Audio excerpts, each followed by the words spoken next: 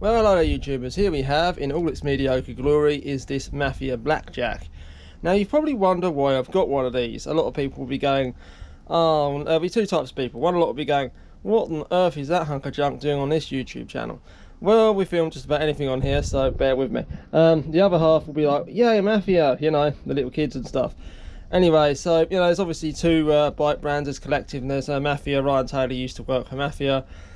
Didn't like the quality of the product that Mafia was selling and then left the company and started his own company which sells similar products, shall we say. Some are a bit higher end, but overall they're sort of two very similar companies. So what are the specs on this thing then? Well, they're pretty underwhelming if I'm totally honest. We have Quando wheels / hubs. They're open bearings, so any dirt and dust can get in there quite easily, which is a bit disappointing. On a road bike this would be arguably fine, or at least an older one, providing you service the bearings every sort of 6 months to a year. They're going to be loose ball bearings in there, they're not radial bearings or anything like that. The wheels, the rims, they kind of look like Alienation with the but they're not, they're like a copy of it. I don't know if they're single wall or double wall yet. I've not actually pulled the tyres off or even looked at the specs of this online, but I assume they're double wall. They have to be, surely. Handlebars are pretty narrow, but this is aimed at a younger demographic, so yeah, you know, you can kind of understand why they went with the narrower bars there.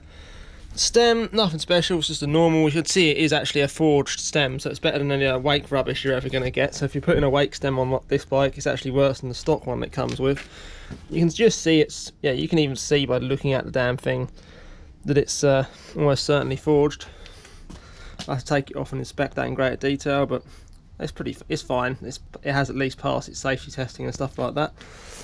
Moving on, the frame itself is absolutely nothing special. It's the most basic of basic. Whilst it's not likely to snap, it is quite likely to bend, because this is not 413 chrome moly. It's just standard plain gauge steel, and well, most of it is. I think the main tubes are going to be basically regular steel. It's comes back as steel anyway, and we sort of, yeah.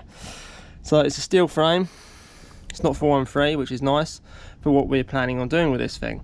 The plan is to beef up the dropouts at the back. Why, you may ask? Well, and what's this box thing, you may ask? Well, we're putting an electric motor on this. It's going to have a 1000-watt motor running 72 volts. And yeah, this is the battery box right here. We're going to run lithium polymers in here. This is hopefully going to be running by the end of the week, and should be pretty fun. The only thing I really need to beef up is these dropouts. They're pretty wimpy for, you know, electric bikes. Obviously have different requirements to normal bikes. We need double the thickness at least, or torque arms. Who wants to mess around with torque arms? We're just going to beef up the dropouts, and yeah, it should be pretty good. We're getting rid of these wheels. Obviously there's going to be a motor one at the back. This front one can go. I do not trust that as far as I could throw it.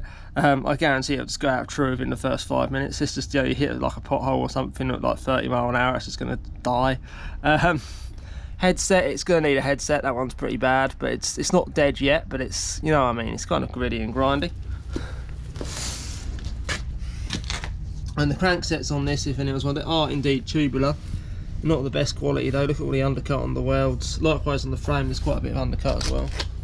The box was welded with a MIG very quickly. Like, this was just literally a 5-minute, you know, job.